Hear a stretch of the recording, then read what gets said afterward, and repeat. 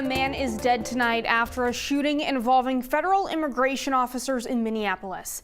Family members identified the man as 37-year-old Alex Preddy. The Department of Homeland Security says federal officers were carrying out an operation with hundreds of protesters gathering at the scene.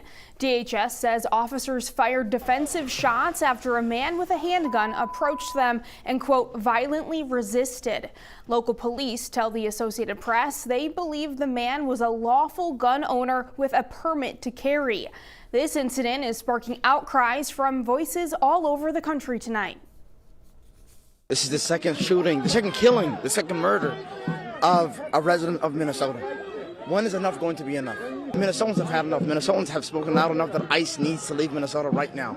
Anger, frustration, and heartbreak knowing that that person comes from a family.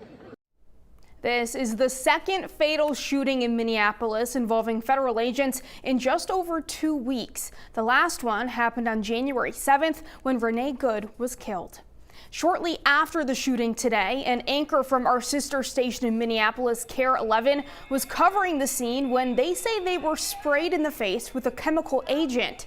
Anchor Jana Shortle says protesters nearby stepped in to help. They picked Shortle up, moved them away from the scene, and helped wash out their eyes. Shortle, who was a journalist at KARE who has been there for 19 years, says people provided water, towels, and even a clean shirt, helping them get to safety. I was right here on Nicollet and 26, behind the police line. There were maybe 5 or 6 people. They were interacting with the Border Patrol agents, chanting a lot of the chants you hear now.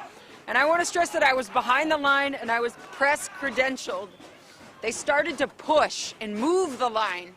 And I started to back up, and this one officer just pushed me really hard, and I said, "Do not push me, I'm press."